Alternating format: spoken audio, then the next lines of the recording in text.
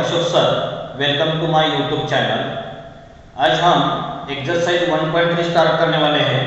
ये जो 1.3 इसका जो थ्योरी का जो वीडियो है उसकी लिंक मैंने डिस्क्रिप्शन बॉक्स में दे दी है, तो आप वो जो वीडियो है थ्योरी का वो डिस्क्रिप्शन बॉक्स की जो लिंक है उस पे से देख सकते हैं।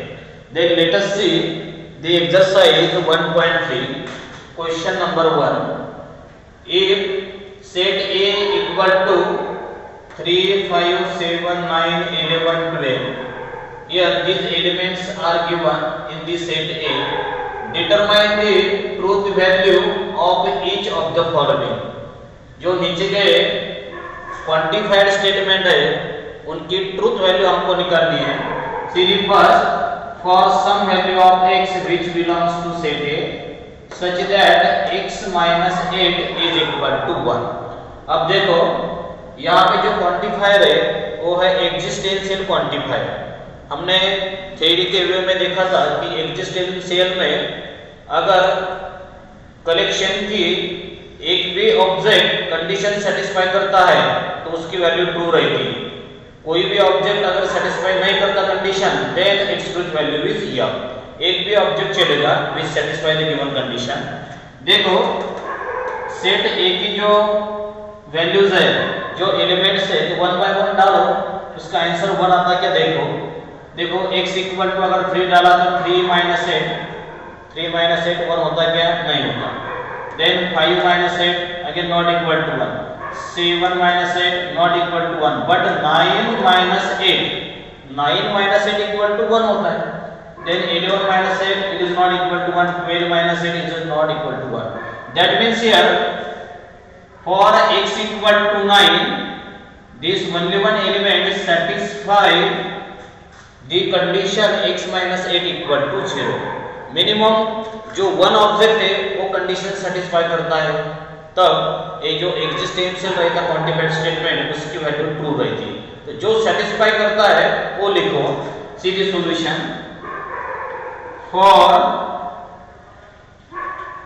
x equal to take 9 which belongs to set A satisfies x minus 8 is equal to 1। therefore given statement is true। Therefore its truth value is capital T। उसकी truth value रहेगी capital T रहेगी। So this is about the existential quantifier। Then here in the second problem universal quantifier is given for all x which belongs to set A x square plus x is an even number।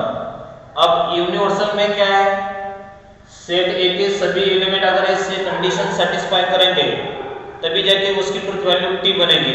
अगर एक भी ऐसा element है कि जो एक condition satisfy नहीं करता तब उसकी ट्रूथ वैल्यू बनेगी या। देखो अब 1 बाय 1 वैल्यू डालो। Put x equal to 3 square कितना होता है 9 plus 3 12 it is a even number. Then 5 square 25 plus 5 that is 30 again it is an even number।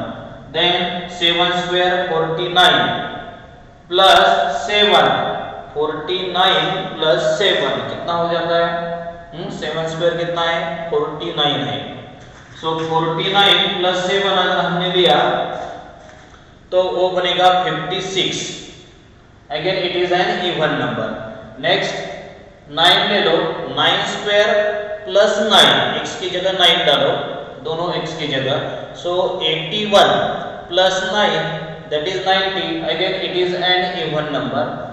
11 डालोगे 11 स्क्वायर 121 हो जाएगा प्लस 11। देखो 121 प्लस 11 इसका अगर एडिशन करेंगे तो 1 plus 1 2 then 3 1 it is also even number. x की जगह 12 डालो 12 का स्क्वायर कितना होता है 144 प्लस 12 इसका एडिशन देखो 4 plus 2 6 then 14 plus 1 15 156 it is also an even number। that means all the elements of set A satisfy this condition. So the given statement is true, तो उसकी ट्रूथ वैल्यू रहेगी capital T। तो ये जो सभी जो element है हम लिख सकते हैं for x equal to 3, 5, 7, 9, 11, 12 which belong to set A satisfy that कौन सी कंडीशन है x square plus x is an even number। देखो सभी मेंबर सभी एलिमेंट x की सभी वैल्यू सेटिस्फाई करते हैं, इसका मतलब यूनिवर्सल में वो स्टेटमेंट रहेगा ट्रू। देयरफॉर गिवन स्टेटमेंट एक क्वांटिफाइड स्टेटमेंट है, given statement is true, therefore its truth value is capital T, truth value is equal to T। ये हमारा आंसर है, हमको ट्रूथ वैल्यू निकालनी थी, so truth value is equal to T। Then see the third one, for some value of x और there exist x which belong to set A such that x square less than 0, x का अगर square लिया तो less than 0 मतलब negative है, ऐसा statement है। अब देखो x की अगर यहाँ पे वैल्यू डालेंगे 3 डालेंगे 5 डालेंगे देन 7 9 11 12, x की कौन सी भी वैल्यू डालो ये सभी पॉजिटिव इंटीजर है, तो ये जो x की वैल्यूज है उसका जो स्क्वायर है दैट नेवर बी नेगेटिव, इसका जो स्क्वायर है नेगेटिव आता क्या नहीं आता, पॉजिटिव आता, दिया क्या है नेगेटिव है। दैट मींस ये जो सभी एलिमेंट है सभी element do not satisfy the condition that x square less than 0। और एग्जिस्टेंशियल में अगर सभी एलिमेंट ऑल द एलिमेंट्स अगर सेटिस्फाई नहीं करते कंडीशन तब वो जो स्टेटमेंट रहता वो रहता false. For x equal to 3, 5, 7, 9, 11, 12 which belong to set A do not satisfy that x square less than 0, less than 0 मतलब negative numbers. therefore given statement is false, ये false रहेगा। अगर false है तो उसकी ट्रूथ वैल्यू क्या रहेगी capital या, therefore truth value is equal to ER, so this is the answer। then next number 4, for all x universal quantifier leader, for all x which belong to set A x is an even number। देखो ये जो x की values that means the element दिए हुए a set A के सभी even number है क्या, देखो x is an even number। 3 देखो 3 कौन सा नंबर है, ऑड नंबर, ए भी ऑड नंबर है, ए भी ऑड नंबर है, ए भी ऑड है, ए भी ऑड है। सिर्फ ये जो 12 है देखो यहाँ पे सिर्फ ओनली वन एलिमेंट सेटिस्फाई करता है कंडीशन, बाकी के एलिमेंट सेटिस्फाई नहीं करते। और यूनिवर्सल में क्या चाहिए, अगर सभी एलिमेंट सेटिस्फाई करते तभी जाके वो ट्रू रहता, एक भी एलिमेंट सेटिस्फाई नहीं करता कंडीशन तो वो स्टेटमेंट रहता false.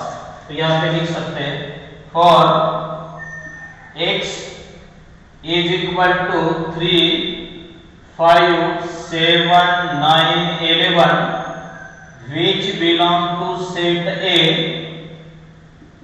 do not satisfy that x is an even number, therefore given statement is false। ये जो स्टेटमेंट है ये फॉल्स है, इसका मतलब उसकी ट्रूथ वैल्यू क्या रहेगी कैपिटल F रहेगी। therefore truth value is equal to ER, so this is the answer। then see the next problem, आगे की प्रॉब्लम देख। then see the next problem, problem number 5। there exists x which belongs to set A such that 3x plus 8 greater than 40. यहाँ पे कौन सा है quantifier? Existential quantifier. Series solution. अब 1 by 1 value डालो, देखो इनकी जो एडिशन है, ये जो लेफ्ट साइड है वो ग्रेटर देन 40 है कि नहीं है? x की जगह अगर 3 डालेंगे तो 3 3 जा 9, 9 प्लस 8 कितने होते हैं? 17 होते हैं। सो 17 इज नॉट ग्रेटर देन 40। 5 डालो, 3 into 5 15 plus 8 23, again it is not greater than 40। 7 डालो, 3 into 7 21 plus 8 कितना होता है? 29, again it is not greater than 40। 9 डालो, 3 9 जा 27 plus 8 36, again it is not greater than 40। 11 डालो, 3 into 11 कितने होते हैं? 11 3 जा 33 plus 8 41। देखो 41 is greater than 40। जो 11 है वो एलिमेंट ये कंडीशन सेटिस्फाई करता है। दूसरा 12 अगर डालेंगे तो 3 into 12, 12 3 जा 36, 36 plus 8 कितना हो जाता? 36 plus 8 44, again it is greater than 40। तो ये जो दो एलिमेंट है लास्ट वाले, these two elements satisfy this condition। और एक्जिस्टेंशियल में क्या है? अगर मिनिमम एक भी एलिमेंट सेटिस्फाई करता है तो वो ट्रू रहता है, उसकी ट्रूथ वैल्यू t रहती है। तो देखो here x equal to 11, 12 which belong to set A satisfy that 3x plus 8 greater than 40। therefore given statement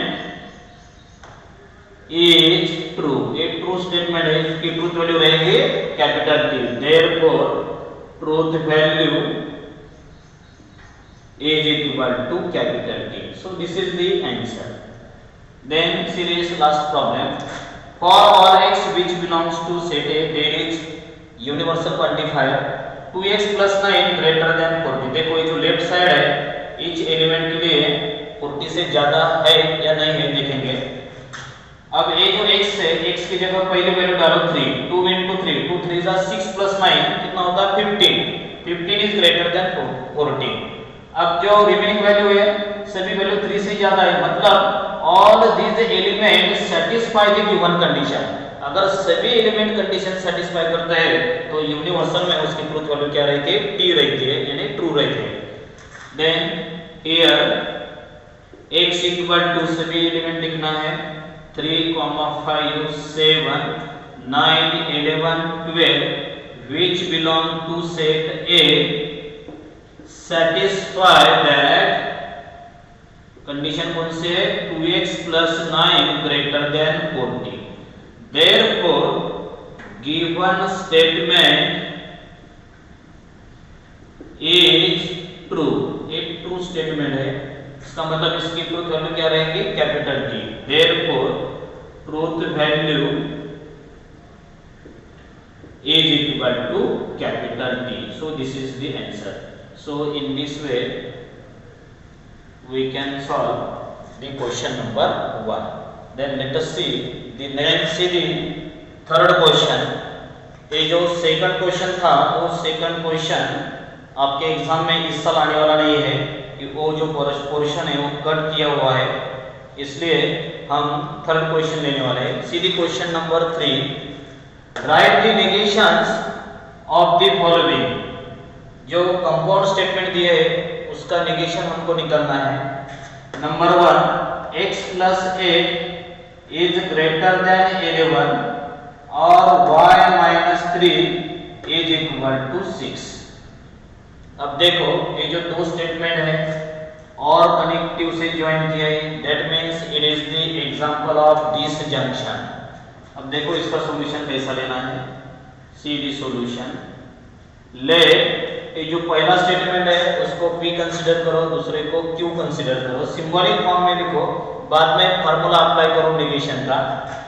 p stands for first statement is x plus 8 greater than 11। q stands for y minus 3 is equal to 6। then write down in symbolic form। so symbolic form is, उसका symbolic form क्या रहेगा? Here this two statements are joined by और, तो और का symbol ले लो, that is P और Q, ये V वाला सिंबल है। Then we require its negation, इसका नेगेशन निकालना है। तो जो सेकंड रूल हमने देखा था थ्योरी के वीडियो में, तो वो सेकंड रूल अप्लाई करो, नेगेशन ऑफ दिस जंक्शन क्या रहेगा? Negation of P conditional Q, it is equivalent to negation P and negation Q। तो फार्मूला अप्लाई करो, एज नेगेशन ऑफ P और Q is equivalent to negation P and negation Q। Therefore देखो हमारा last वाला answer क्या है?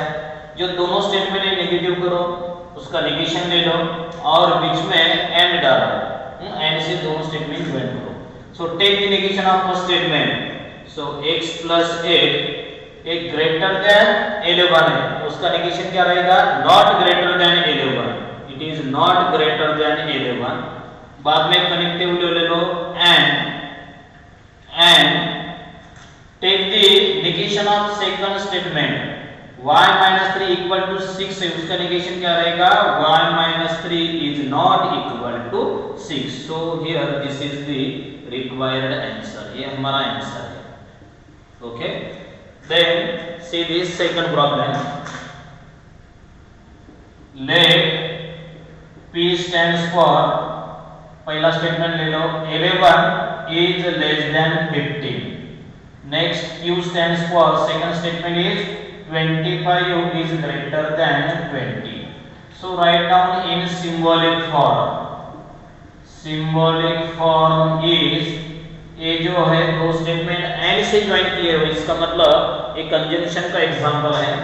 सो P and Q, then use the first formula, पहला वाला फार्मूला ले लो, negation of conjunction, as negation of P and Q is equivalent to negation P और negation Q, ये हमारा फार्मूला है।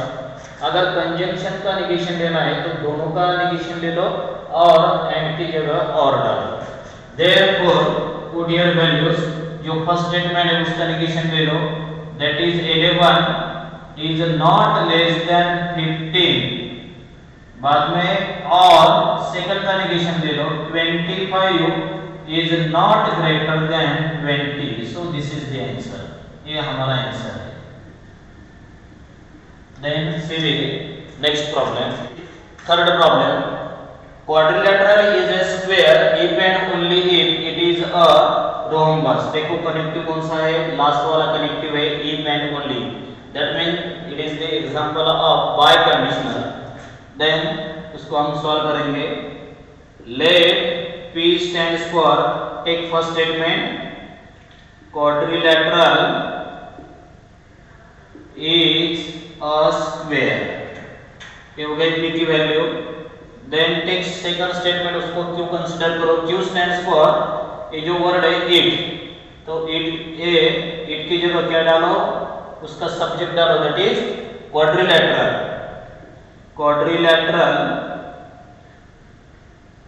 is a rhombus। then write down in symbolic form, symbolic form is, देखो connective कौन सा है? if and only if, मतलब bye conditional ले लो, P this double arrow Q।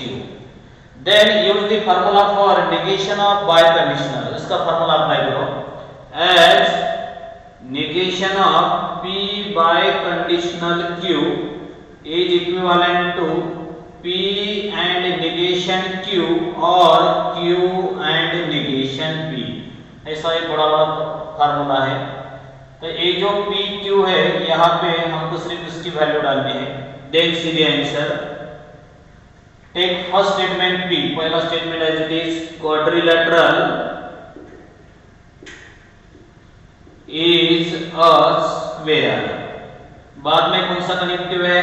And take the negation of second, जो second statement है उसका negation ले लो, quadrilateral is a rhombus, quadrilateral की जगह उसका प्रोनाउन हम यूज कर सकते हैं इट, सेकंड पार्ट में से इट उसका नेगेशन इसके बाद क्या आएगा not is not a rhombus.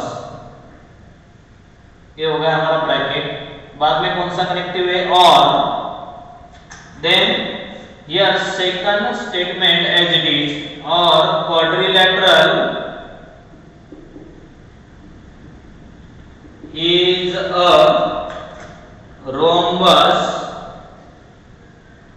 बाद में ले लो कनेक्टिव एंड जो फर्स्ट वाला स्टेटमेंट है उसका नेगेशन ले लो। तो यहाँ पे हम instead of quadrilateral we can use it as a pronoun and it is not, उसका नेगेशन क्या रहेगा is not a square. So here this is the complete answer. See again, quadrilateral is a square and it is not a rhombus, or quadrilateral is a rhombus and it is not a square. So this is the negation of this third statement, third compound statement. Then see the number 4, it is cold and raining। देखो it is cold and raining। Let P stands for, take the first statement it is cold। next Q stands for second statement क्या रहेगा raining, मतलब ये जो noun है subject verb दोनों साथ में लेने पड़ेंगे। it is raining। then write down in symbolic form, symbolic form is, देखो कौन सा कनेक्टिव है एंड, मतलब it is the example of conjunction P and Q। Then use the formula for negation of conjunction as negation of P and Q is equivalent to negation P और negation Q। यहाँ पे सिर्फ value डालो। Take the negation of first statement, so it is not cold, पहले का negation है। बाद में कनेक्टिव कौन सा है और take the negation of second, it is not raining. So this is the answer, ये हमारा आंसर है। इट इज नॉट कोल्ड और it is not raining, this is the answer. Conditional का एग्जांपल है, let P stands for it is raining, ये P की value है। बची हुई वैल्यू Q की ले लो, second statement we will go and play football, this is the value of second statement Q। then write down in symbolic form, symbolic form is, देखो ये conditional का example है, so P right arrow Q, that means P conditional Q। then use the formula for negation of conditional as negation of P conditional Q is equivalent to, इसका formula है P and negation Q। तो ये जो right side है इसमें सिर्फ value डालना है। therefore देखो negation क्या है, फाइनल आंसर देखो क्या है P।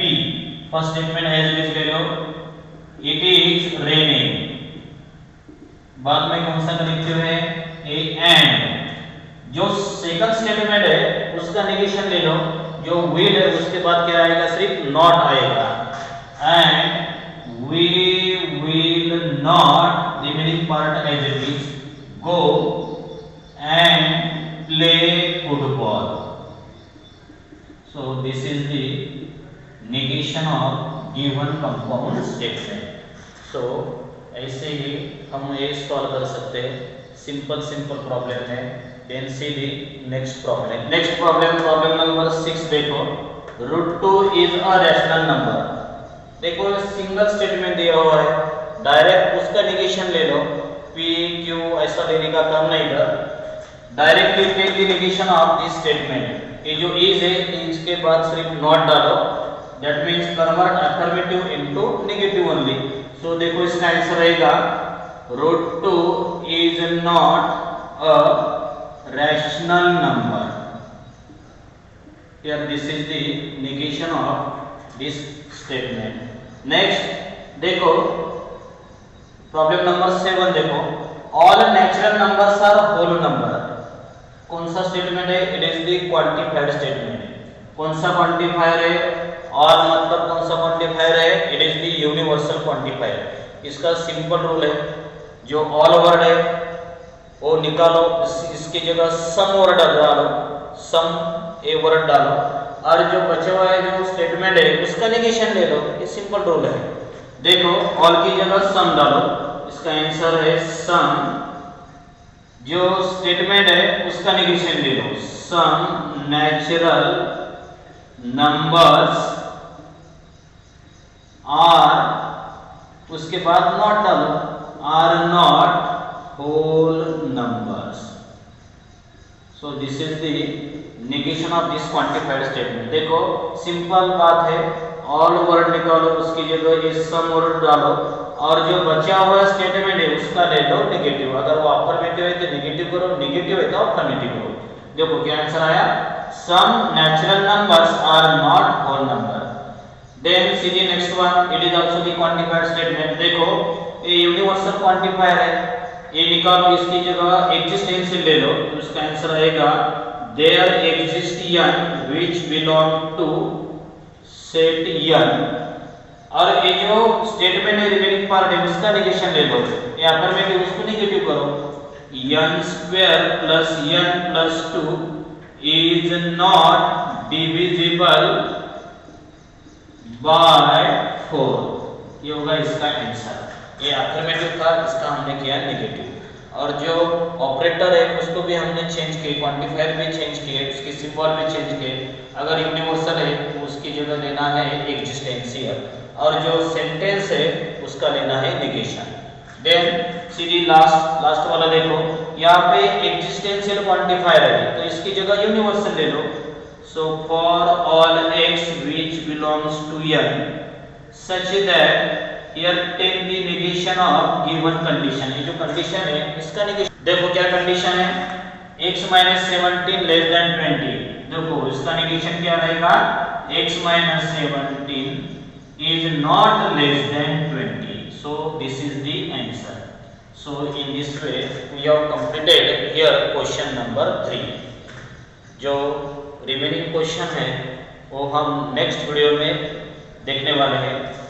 अगर आपको ये जो वीडियो है पसंद आया तो कृपया उसको लाइक कीजिए, शेयर कीजिए, ज़्यादा से ज़्यादा फॉरवर्ड कीजिए, और चैनल पे नए हो तो कृपया उसको सब्सक्राइब कीजिए।